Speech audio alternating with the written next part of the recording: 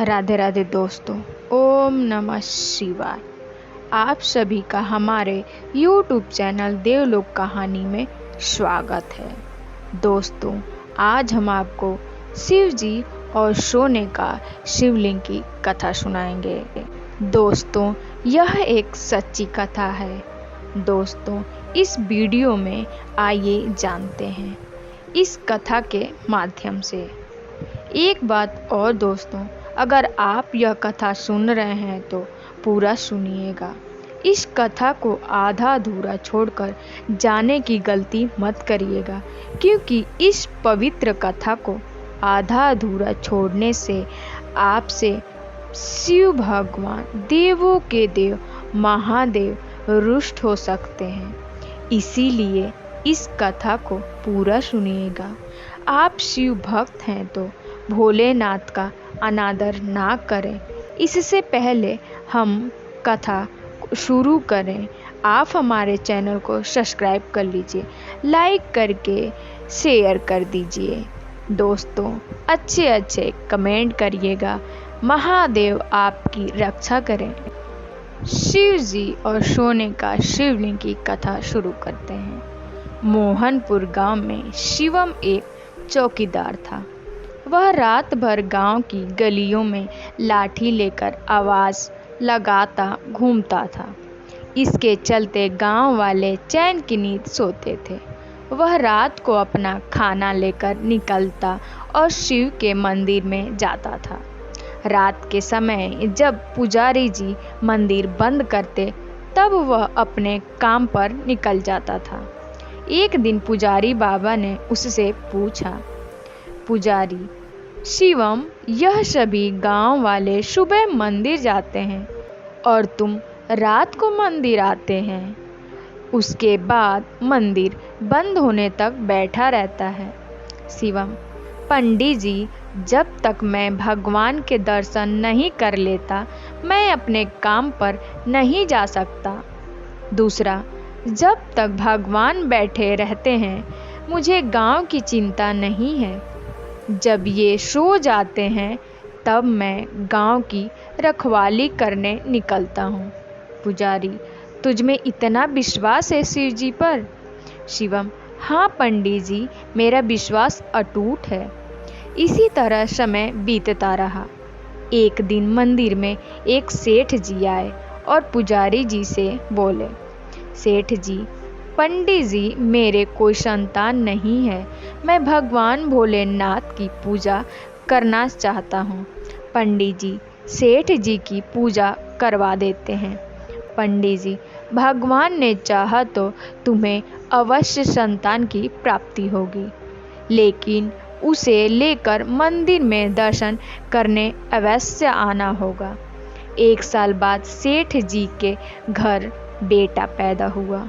वे अपने पत्नी व बच्चे के साथ मंदिर पहुंच जाते हैं। सेठ जी, पंडित जी, भोले बाबा ने मेरी पुकार सुन ली। यह सुनकर पंडित जी बहुत खुश होते हैं। उसके बाद सेठ जी कहते हैं, सेठ पंडित जी, मैं इस शिवलिंग की जगह सोने का शिवलिंग स्थापित करना चाहता हूँ। पंडित जी, यह आप क्या कर रहे हैं? सेठ जी, यह शिवलिंग बहुत पुराना है, हम इसे हटाना नहीं चाहते हैं। अगर आपने सोने का शिवलिंग स्थापित कर दिया तो इस खराब से फैलते ही शिवलिंग चोरी होने का खतरा बढ़ जाएगा। सेठ जी, लेकिन पंडित जी, मैंने निर्णय कर लिया है, आप कोई उपाय बताइए।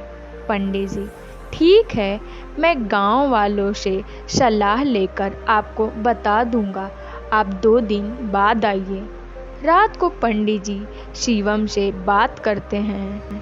शिवम, पंडित जी, आप चिंता ना करें, भोलेनाथ पूरे संसार की रक्षा करते हैं, क्या अपने शिवलिंग की रक्षा नहीं कर पाएंगे?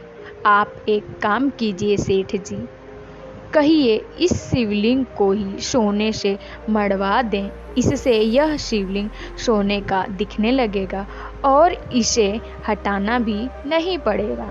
पंडित जी, लेकिन चोरी की नज़र में तो यह सोने का शिवलिंग होगा, उन्हें थोड़ी पता होगा कि यह पत्थर का है।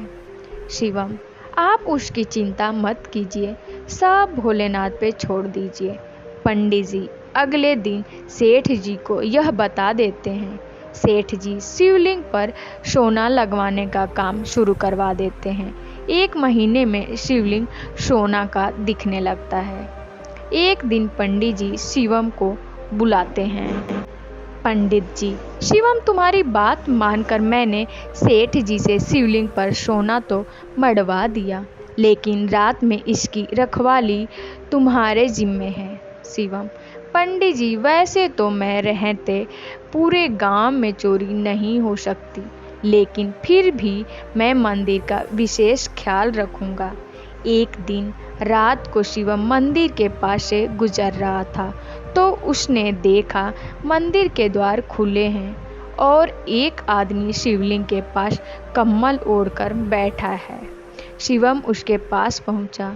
शिवम, तुम कौन हो और मंदिर का द्वार कैसे खोला? चोर है क्या तुम? आदमी, नहीं, मैं चोर नहीं हूँ, मैं केवल यह सोना हटाना चाहता हूँ। तुम इस सोने को ले जाओ। शिवम, क्या मतलब? इस सोने को क्यों हटा रहे हो? आदमी, यह सोना तुम्हारे कारण लग रहा है, इसीलिए मैं चाहता हूँ कि यह सोना तुम ही ले जाओ। शिवम, आप कौन हैं और ऐसा क्यों बोल रहे हैं? तभी वह आदमी भगवान शिव के रूप में प्रकट हो जाते हैं। शिव जी, मेरे और मेरे भक्त के बीच में यह सोने की दीवार खड़ी कर दी। मेरे भक्त जो भी श्रद्धालु से अर्पण करते थे वे इस सोने पर ही रह जाता है, मुझ तक नहीं पहुंच पाता है और न मेरे भक्त मेरे दर्शन कर पा रहे हैं। शिवम यह सुनकर भगवान के पैरों में गिर जाता है। शिवम, प्रभु, मुझे माफ़ कर दीजिए, मैं अज्ञानी समझ नहीं पाया, आप तक जल भी नहीं पहुंच पाया। मैं अभी इस सोने को हटा देता हूँ। यह कहकर शिवम उस सोने को हटा देता है। भगवान शिव उसे आशीर्वाद देकर अंतर्ध्यान हो जाते हैं। सुबह जब मंदिर खुलता है तो पंडित जी यह सब देखकर शिवम से पूछते हैं। शिवम उन्हें सारी बात बता देता है। पंडित जी उसी समय सेठ जी को बुलाते हैं। सेठ, भगवान, मुझे माफ़ कर दीजिए, मुझसे बहुत बड़ी भूल हो गई। अपनी जिद के कारण मैंने आपकी पूजा में बाधा डाली।